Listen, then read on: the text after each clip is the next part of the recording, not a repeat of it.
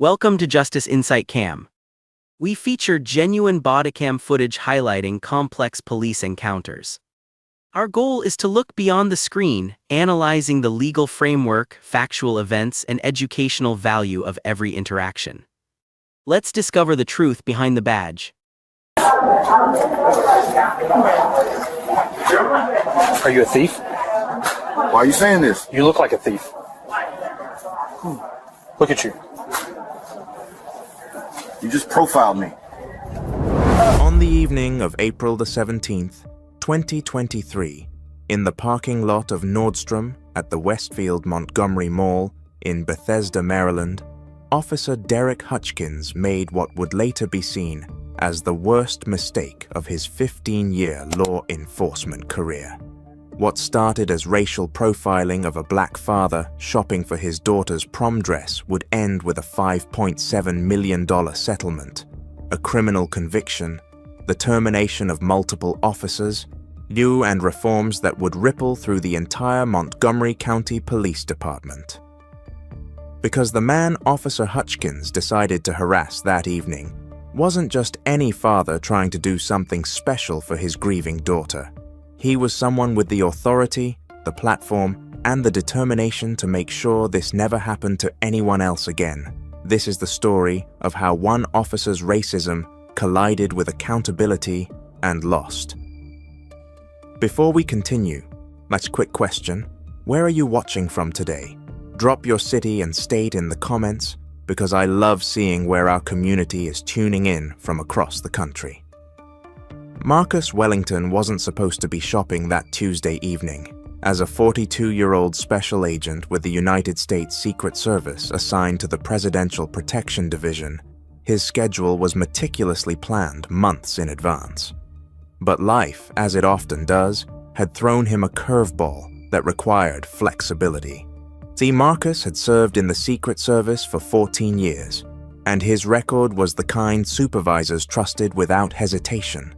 And before that, he'd completed 8 years in the United States Marine Corps, including 2 tours in Afghanistan, where he'd earned a Bronze Star for valor. He'd graduated magna cum laude from Howard University with a degree in criminal justice, trained at the Federal Law Enforcement Training Center in Glencoe, Georgia. Leand had received commendations from 3 different presidential administrations. His personnel file was spotless. His record was exemplary, and he'd protected presidents, vice presidents, foreign dignitaries, and their families. He'd coordinated security for events involving hundreds of thousands of people, and had been trusted with literally the highest level of security clearance the United States government could grant. But on April 17, 2023, he wasn't thinking about any of that. He was thinking about his daughter, Jasmine. Jasmine was 17 years old and about to attend her senior prom on April 22nd, just 5 days away, and it should have been one of the most exciting times of her young life. But Jasmine's mother, Marcus's wife, Simone, had died from breast cancer 8 months earlier, on August 3rd, 2022.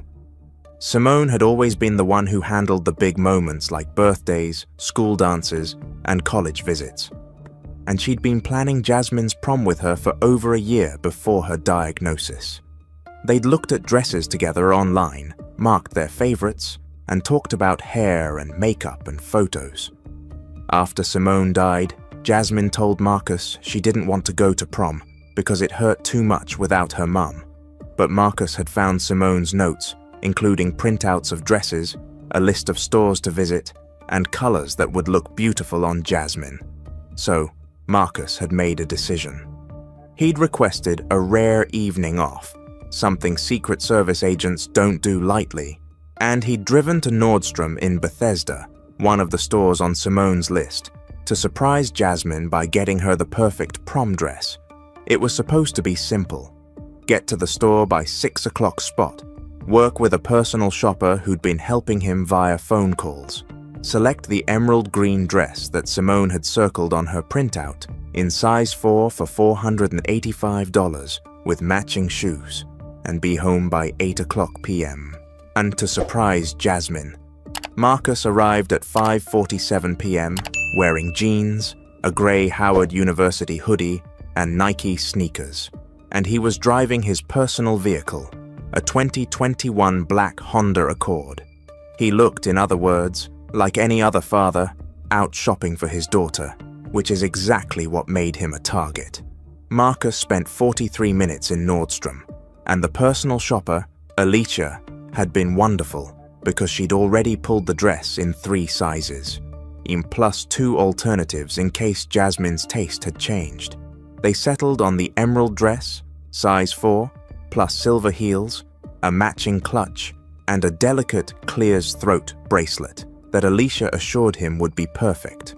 The total cost was $847 other $32, and Marcus paid with his personal credit card, declined gift wrapping to save time, and walked out of the store at 6:30 p.m., carrying 3 Nordstrom bags, 1 large dress bag, and 2 smaller bags with the shoes and accessories.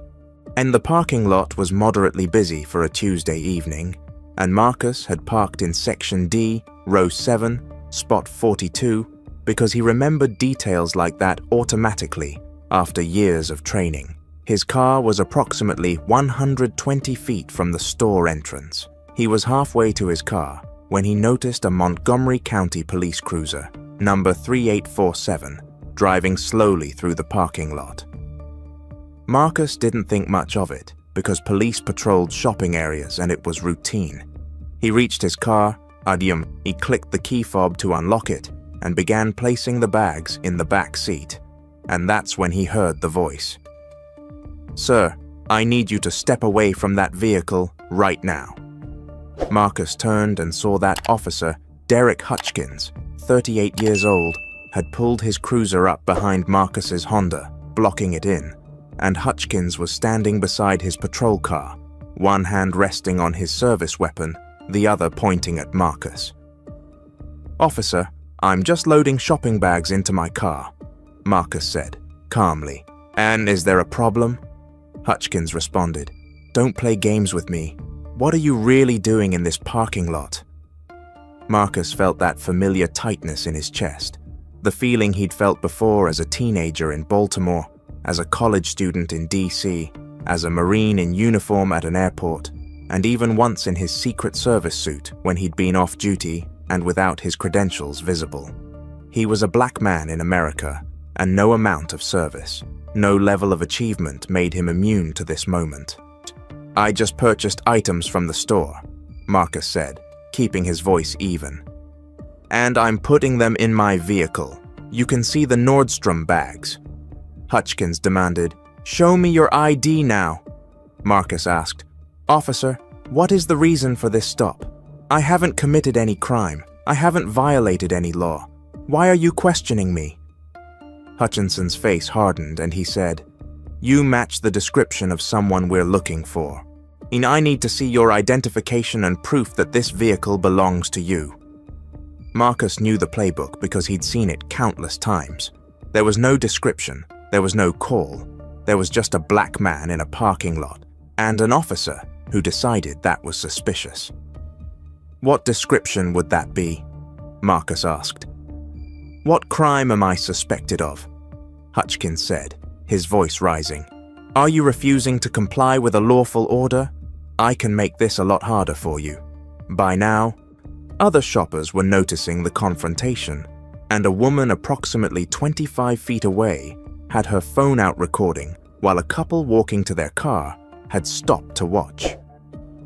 Marcus made a decision. He would comply, he would document, and he would pursue every avenue of accountability available to him. But he would not let this officer see him afraid. "I'm going to comply," Marcus said clearly. But I want you to know you're making a serious mistake right now." Marcus slowly reached for his wallet in his back pocket, moving deliberately so Hutchkins wouldn't perceive any sudden movements as threatening, and he pulled out his driver's license and held it up. Hutchkins snatched it from his hand and walked back to his patrol car, and Marcus stood beside his Honda, hands visible, breathing steadily. He counted in his head a technique he'd learned in Marine basic training for staying calm under pressure. 1, 2, 3, 4. He was up to 127 when Hutchkins came back. "This address is in Chevy Chase," Hutchkins said. "Pretty fancy neighborhood. What does someone like you do to afford living there? Someone like you?" Marcus let the words hang in the air, and he could see that multiple people were recording now, with at least 4 phones pointed in their direction. "I don't believe that's relevant to whatever issue you think you're investigating," Marcus said. Hutchkins responded, "Everything is relevant when I'm conducting an investigation. What were you doing in Nordstrom? What did you purchase?" Marcus said, "I bought a prom dress for my daughter, along with shoes and accessories which you can see in the bags in my back seat." Hutchkins ordered, "Open the bags. I need to verify your story." "Officer, I've provided my identification," Marcus said. "I've answered your questions. I've committed no crime. You have no probable cause to search my vehicle or my belongings. I'm respectfully declining to consent to any search." Hutchkins stepped closer, invading Marcus' personal space, and said, "You think you're smart? You think you know the law? I'm giving you a direct order. Open the bags." Marcus didn't move and said, "I know my rights and I'm exercising them." Hutchkins said, "You're obstructing my investigation." And Marcus asked, "What investigation? You still haven't told me what crime I'm suspected of committing." A small crowd had gathered now, approximately 15 people, maintaining a respectful distance, but clearly watching, and 2 more Montgomery County officers arrived in a second patrol car, number 3592. Officers Jennifer Park and Michael Rodriguez. Hutchkins waved them over and said, "This individual is being uncooperative and refusing lawful orders. I need you as witnesses." Park and Rodriguez exchanged a glance, and Park approached Marcus. "Sir, can you tell me what's happening here?" she asked. Marcus explained, "I was loading shopping bags into my car. This officer stopped me without probable cause, demanded my identification, and is now attempting to search my vehicle without my consent and without a warrant." Rodriguez looked at the Nordstrom bags visible through the Honda's window. He looked at Marcus's driver's license, still in Hutchkins's hand, and looked at the growing crowd of witnesses with their phones recording. "Derek," Rodriguez said quietly to Hutchkins, "what's the probable cause here?" Hutchkins said he matched a description, and Park asked, "What description? I didn't hear any calls about Nordstrom." Hutchkins said, his voice tighter now, "It was earlier before you came on shift. That was mistake number 1. A lie on camera in front of witnesses." Marcus saw Rodriguez glance at his own body camera, then at Hutchkins, and Rodriguez knew. Park knew they were watching their colleague dig himself deeper, and they were documenting it. "Sir," Park said to Marcus, "you're free to go. We apologize for the inconvenience." Hutchkins snapped, "He's not free to go. I'm not finished with my investigation." And Rodriguez said, his voice low but firm, "Derek, there's no investigation. Let him go." Hutchkins' face flushed red, and he turned to Marcus. You think this is over? You think you can just walk away?" Marcus said quietly.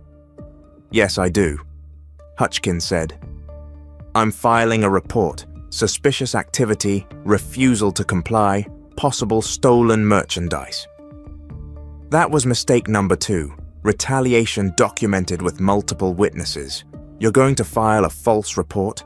Marcus asked, his voice carrying clearly to every recording phone. "After stopping me without cause, searching me without consent, and lying about a description that doesn't exist." Hutchkins snarled, "Get out of here, before I find a reason to arrest you. That was mistake number 3, a threat on camera witnessed by his own colleagues." Marcus looked at Park and Rodriguez. "I want your names and badge numbers, all 3 of you." Park nodded and said, "Officer Jennifer Park, badge 7734.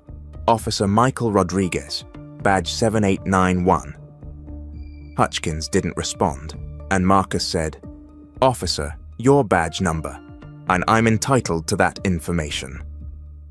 When Hutchkins stayed silent, Rodriguez said, "Derek Hutchkins, badge 6423. Marcus took out his phone and typed the numbers into his notes app. Then he looked directly at Hutchkins. "I want you to remember this moment," Marcus said, "because what happens next, that's on you." Marcus got in his car and drove away, and he didn't speed, didn't make any sudden movements, signaled every turn, stopped completely at every stop sign, and stayed exactly at the speed limit. He knew Hutchkins was following him because the patrol car stayed 3 car lengths behind Marcus's Honda all the way to the mall exit.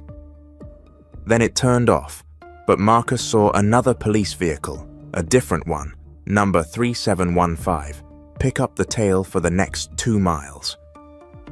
They were trying to find something, anything, a broken tail light, a rolling stop, expired registration, 5 meters over the limit, any excuse to pull him over again, to escalate, to justify Hutchkins's actions retroactively. Marcus gave them nothing. When he finally arrived home at 7:42 p.m., 12 minutes later than planned, Jasmine was waiting in the living room, wondering where he'd been. Marcus showed her the dress, and Jasmine cried. She said it was perfect, said her mom would have loved it, and asked Marcus how he'd known it was the exact one she'd been looking at with her mother. Marcus didn't tell her what had happened, not yet, because he wanted her to have that moment of joy, that connection with her mother's memory, without the shadow of what he'd just experienced. But after Jasmine went to bed, Marcus sat at his kitchen table and did what he'd been trained to do for 22 years of service. He documented everything.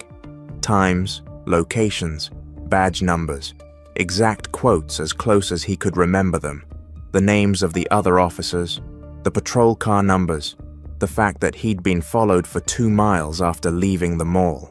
Now he spent 2 hours creating a detailed timeline, cross-referencing it with his credit card receipt from Nordstrom, showing the exact purchase time of 6:28 p.m., the parking garage entry stamp on his ticket showing arrival at 5:47 p.m., and even the text message he'd sent to the personal shopper, Alicia, at 5:52 p.m., confirming he was in the store. Every detail mattered. Every time stamp created an unshakable record of the truth. Then he made a phone call to his supervisor at the Secret Service, Special Agent in Charge, Patricia Drummond. "Patricia," he said, "I need to report an incident and I need to make you aware before it becomes public." He told her everything, and there was a long silence on the other end of the line. Then Drummond said, "Marcus, I'm sorry this happened to you, and I want you to know we're going to support you completely. Whatever you decide to do, we have your back." She paused, then added, "I'm scheduling a meeting with the director tomorrow morning. This needs to be on record at the highest level. And Marcus, you should know that what happened to you tonight, it matters not just because of who you are, but because of what it represents for every citizen who doesn't have your resources or platform. If you believe everyone deserves to be treated with dignity and respect, regardless of their race, drop a like on this video. Let's show that the majority of people stand for justice." Meanwhile, at Montgomery County Police Headquarters, Officer Derek Hutchkins was at his desk doing exactly what he'd threatened, filing a report. Report number MC2023, Lauro 41723, filed at 8:17 p.m. On April the 17th, 2023, stated that Officer Hutchkins had observed a suspicious male subject loitering in the Nordstrom parking lot at Westfield Montgomery Mall. The subject had been evasive and uncooperative when questioned, had refused lawful orders to present identification and consent to a search, and had demonstrated behavior consistent with possible theft or criminal activity. The report made no mention of the multiple witnesses, made no mention of the other officers who'd arrived, and told Hutchkins to let Marcus go, made no mention of the fact that Marcus had provided identification, or that Hutchkins had no probable cause for the stop. It was a work of fiction designed to cover Hutchkins's actions and preemptively justify them if Marcus filed a complaint. That was mistake number 4, Lou creating an official false record. What Hutchkins didn't know was that Officer Jennifer Park, badge 7734, had filed her own report at 8:34 p.m., and her report was very different.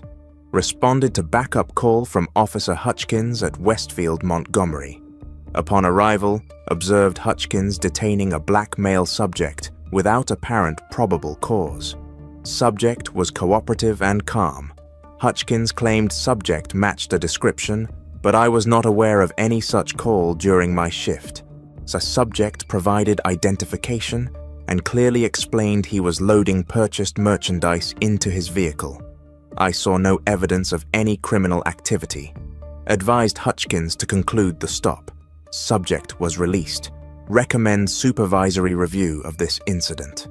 Officer Michael Rodriguez, badge 7891, filed a similar report at 8:41 p.m. And then there were the videos. By 9:30 p.m. on April the 17th, 3 different videos of the incident had been uploaded to social media. And by midnight, they'd been viewed over 500,000 times. By 6 a.m. on April 18th, over 2 million people had seen Officer Derek Hutchkins harass a black man for buying his daughter a prom dress. Marcus Wellington didn't post the videos because he didn't need to, as the witnesses who'd recorded the incident had done that on their own. But on April the 18th at 2 p.m., Marcus did something else. He held a press conference. His Secret Service supervisor, Patricia Drummond, stood beside him, and so did his attorney. A Michelle Grant, from the Washington Lawyers Committee for Civil Rights and Urban Affairs, and so did Jasmine, his 17-year-old daughter, wearing the emerald green dress her father had bought her. Marcus stood at the podium in his full Secret Service dress uniform and told the world exactly what had happened. He was calm, he was precise, and he was devastating. "My name is Special Agent Marcus Wellington," he said. "I've served in the United States Secret Service for 14 years. I protecting 3 presidents and their families.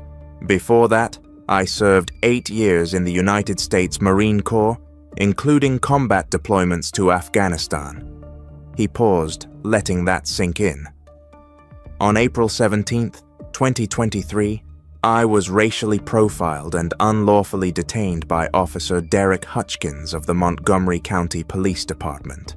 I was stopped without probable cause, questioned without justification, threatened with arrest, and subjected to what can only be described as harassment, all while shopping for my daughter's prom dress.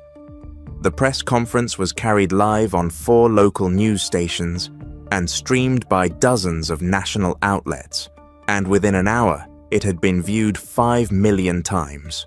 Officer Derek Hutchkins learned about it at 2:47 p.m. when his shift supervisor, Lieutenant Aaron Barnes, called him into his office and told him he was suspended immediately, pending a full investigation. "But I filed a report," Hutchkins protested. "He was suspicious. He was uncooperative." Lieutenant Barnes turned his computer monitor around, and on the screen was Marcus Wellington in his Secret Service uniform, standing beside his daughter. "That's who you harassed," Barnes said quietly. "A Secret Service agent, a Marine Corps veteran, a father buying his daughter a dress because her mother died of cancer 8 months ago." The color drained from Hutchkins' face. "There are videos, Derek," Barnes continued. "Multiple videos, and they don't match your report. Not even close." Hutchkins started to say, "I can explain," but Barnes cut him off. "You lied in an official report," Barnes said. "You racially profiled a citizen. You violated his constitutional rights. You threatened him when other officers told you to stand down. And you did all of it on camera. Barnes slid a piece of paper across the desk. You're suspended without pay, effective immediately. Turn in your badge and your weapon. The county prosecutor will be reviewing this case for potential criminal charges. Hutchkins tried to speak, but nothing came out. Get out of my office, Barnes said, and get a lawyer. The Montgomery County Police Department launched a formal investigation on April 19, 2023. But they weren't the only ones. The FBI's Civil Rights Division opened an investigation on April 20th, examining whether Hutchkins had violated Marcus's federal civil rights under Title 42, Section 1983 of the U.S. Code. The Maryland Attorney General's Office opened its own investigation on April 21st, and on April 22nd, the day of Jasmine's prom, the Washington Post published an investigation that changed everything. Reporter Sandra Chen had been digging into Officer Derek Hutchkins's history, and what she found was a pattern. Over his 15-year career, Hutchkins had been the subject of 23 citizen complaints, and 19 of those complaints, 82.6%, involved black citizens. 15 of those complaints, 65.2%. The 2% alleged racial profiling, excessive force, or unlawful detention, and not a single one had resulted in disciplinary action. Not one. The complaints had been investigated by the department's Internal Affairs Division and found to be unfounded or unsubstantiated. Hutchkins had been given additional training twice and counseled on community relations 4 times, but he'd never been suspended, never been demoted, never been fired until now. And if you think police departments need to take complaints seriously and hold officers accountable, comment accountability below. Let's make it clear what the public demands. Chen's investigation revealed the names and stories of some of Hutchkins's previous victims. Marcus Green was stopped in 2018 while walking in his own neighborhood, accused of looking suspicious and detained for 45 minutes, while Hutchkins ran warrants checks, leading to no arrest, no charges, but a complaint filed that was marked unfounded. Tama Johnson was stopped in 2019 while driving with her 2 children in the car and told she fit the description of a robbery suspect, even though she was 5 feet 4 inches and 130 pounds, while the suspect was described as 6 feet 2 and 200 pounds, and she was held for 35 minutes before a complaint was filed and marked unsubstantiated. David Patterson was stopped in 2020 outside his workplace and accused of trespassing even though he worked there and had worked there for 6 years, and Hutchkins demanded to see proof of employment. So Patterson showed his employee badge, his security card, and his business card, but Hutchkins still ran a background check before a complaint was filed and marked unfounded. 17-year-old Jamal Foster was stopped in 2021 while riding his bike to school and told he matched a description.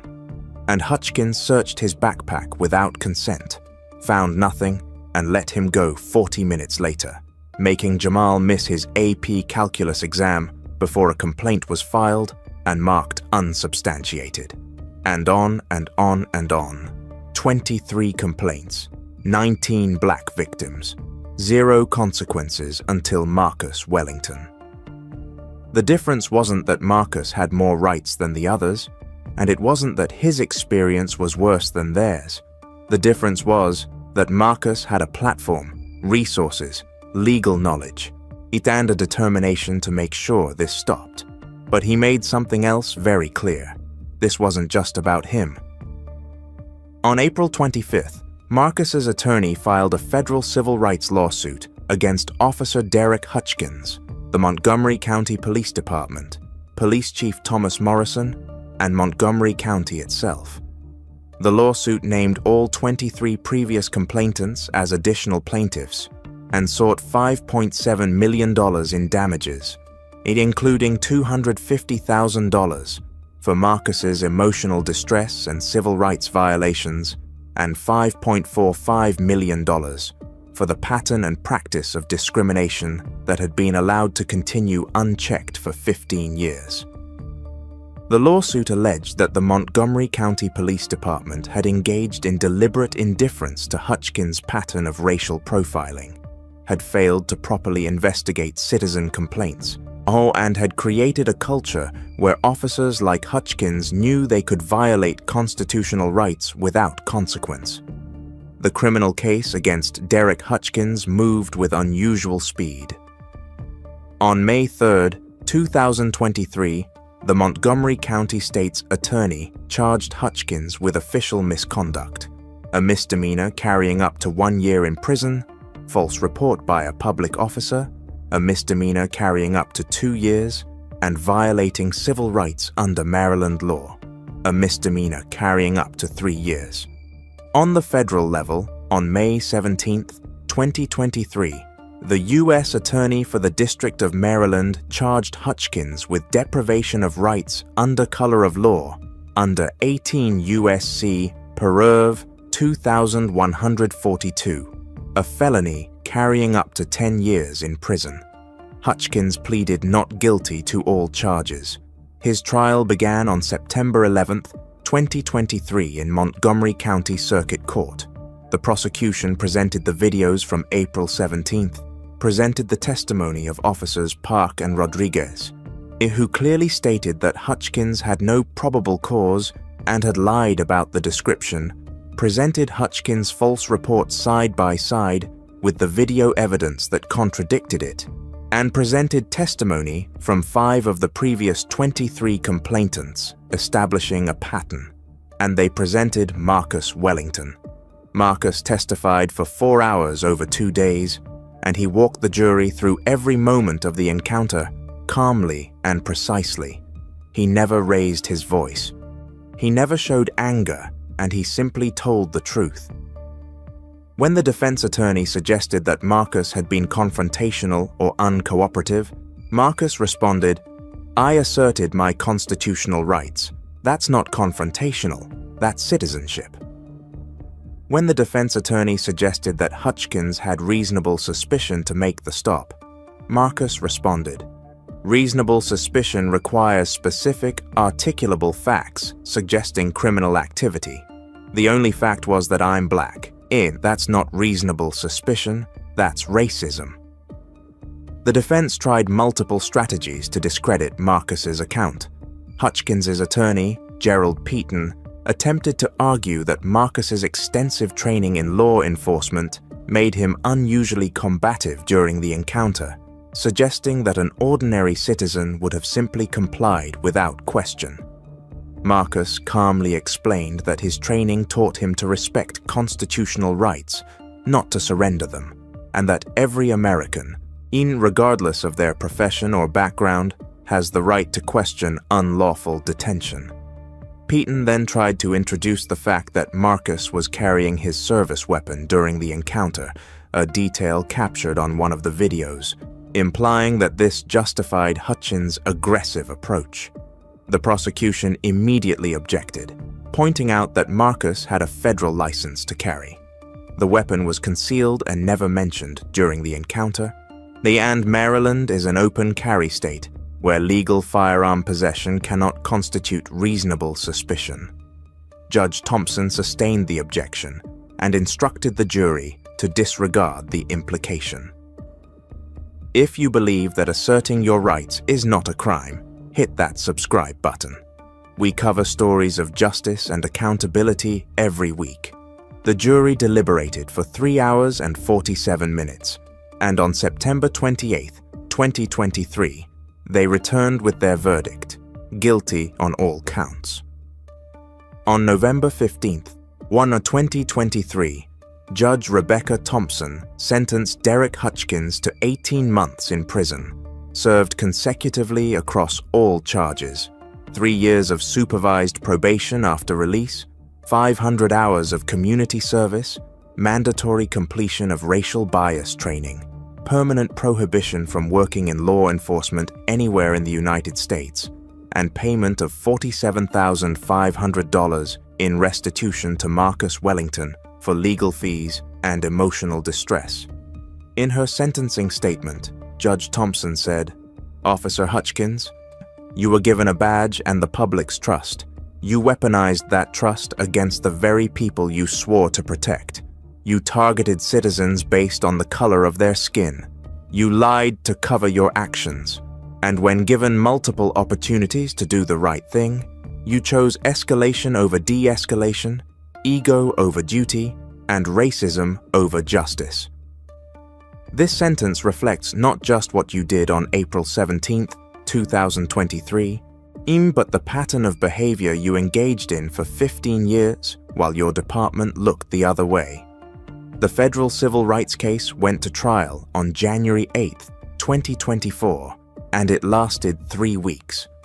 On February 2, 2024, the jury awarded the plaintiffs $5.7 million in damages, including $850,000 to Marcus Wellington, $4.1 million distributed among the 23 other plaintiffs, and $750,000 in punitive damages against the Montgomery County Police Department. But perhaps more importantly, the judge ordered systemic reforms, including creation of an independent civilian review board with subpoena power to investigate all citizen complaints, public release of all disciplinary records for officers with 3 or more complaints, mandatory body cameras for all patrol officers with footage automatically uploaded and preserved for 5 years, termination of any officer found to have filed a false report, 8 quarterly racial bias audits of all traffic stops and pedestrian encounters, and annual reporting of stop data broken down by race, location, and outcome. Derek Hutchkins began serving his sentence on December 4, 2023, at the Maryland Correctional Institution in Jessup, and he was released on March 15, 2025, after serving 15 months with time off for good behavior. But prison was just the beginning of his consequences. His wife, Emily Hutchkins, filed for divorce in January 2024, inciting irreconcilable differences and public humiliation, and the divorce was finalized in April 2024. She was awarded the house, full custody of their 2 children, and 65% of his pension. Hutchkins' father, a retired police lieutenant, publicly disowned him in a letter published in the Washington Post on October 3, 2023, writing, "My son's actions do not represent the values I tried to instill in him or the principles of law enforcement I served for 35 years. What he did to Agent Wellington and those 23 other citizens is unforgivable." Hutchkins' attempt to appeal his conviction was denied by the Maryland Court of Special Appeals on June 12, 2024, and his attempt to find employment after his release has been documented by local media. He applied for 47 jobs between March and August 2025, received 2 interviews, and both employers withdrew their offers after background checks revealed his criminal record. As of the most recent reporting in October 2025, Hutchkins was working part-time at a warehouse in Frederick, Maryland, earning $16.50 per hour, a significant decline from his police salary of $87,400 per year. His social media accounts, once filled with photos in uniform and posts about law enforcement, were deleted in May 2024. Friends and former colleagues who'd once supported him publicly distanced themselves as the full scope of his pattern became clear. And several former academy classmates gave interviews to local news stations condemning his actions and stating they were ashamed to have served alongside him. But the consequences extended beyond Hutchkins himself. Police Chief Thomas Morrison announced his resignation on March 15, 2024, acknowledging that the department failed in its duty to hold officers accountable and protect the constitutional rights of all citizens. Lieutenant Aaron Barnes, who had supervised Hutchkins for 6 years without taking disciplinary action despite multiple complaints, was demoted to patrol officer and transferred to a different precinct. The Civilian Review Board, established as part of the court order, reviewed all 23 previous complaints against Hutchkins and found that 19 had been improperly investigated or dismissed without adequate evidence, leading to the suspension without pay for 60 days of the officers who conducted those investigations, including 2 internal affairs sergeants who were required to undergo retraining, and importantly, 4 other Montgomery County officers were investigated based on similar patterns of complaints, leading to 3 terminations and 1 resignation before the investigation was complete. The reforms mandated by the court had measurable effects within the first year of implementation. According to data released by the Montgomery County Police Department in March 2025, citizen complaints of racial profiling decreased by 34% between April 2024 and March 2025 compared to the previous year. The Independent Civilian Review Board, chaired by civil rights attorney Raymond Harris, investigated 127 complaints in its first year and sustained 41 of them, a dramatic increase from the previous internal affairs. Sustained rate of just 8%. 17 officers received formal discipline ranging from written reprimands to suspensions, and 5 officers were terminated for sustained violations. Body camera compliance reached 99.7%, with footage preservation protocols preventing the technical failures that had previously been cited in cases where footage conveniently disappeared. The quarterly racial bias audits revealed that traffic stops of black drivers decreased by 28%, while actual arrest rates remained statistically unchanged, and suggesting that many previous stops had been pretextual rather than based on legitimate law enforcement purposes. Marcus Wellington could have let it go. He could have gone home on April 17, 2023, put the dress in Jasmine's room, and tried to forget about what happened in that parking lot. He had his daughter's prom to think about. He had his job protecting the president, and he had grief to process and a future to build. No one would have blamed him for staying silent. But Marcus understood something that too many people forget. Silence protects the system. Silence allows patterns to continue, and silence tells the next victim that they're alone. So Marcus spoke, and because he spoke, 23 other victims were heard. Because he spoke, Officer Derek Hutchkins will never wear a badge again. Because he spoke, Montgomery County implemented reforms that will protect thousands of citizens from similar experiences. Because he spoke, police departments across Maryland and across the country were forced to examine their own complaint processes, their own patterns, and their own blind spots. On April the 22nd, 2023, Jasmine Wellington went to her senior prom in the emerald green dress her father bought her, the one her mother had picked out, and Marcus was there to take pictures. He posted one photo on social media, just one, of him and Jasmine, with the caption, "My daughter got to have her special night." Every child deserves that. Every parent deserves to provide that without fear. The photo was shared 2.3 million times. Marcus continues to serve in the United States Secret Service, and in December 2024, he was promoted to Deputy Special Agent in charge of the Presidential Protection Division. He also speaks regularly at law enforcement conferences about constitutional policing, de-escalation, and unconscious bias. Having been invited to speak at the FBI Academy, the Federal Law Enforcement Training Center, and police departments in 17 states, he tells every audience the same thing. Respect isn't about rank or credentials, it's about humanity. Officer Hutchkins didn't stop respecting me because I didn't show him my Secret Service badge.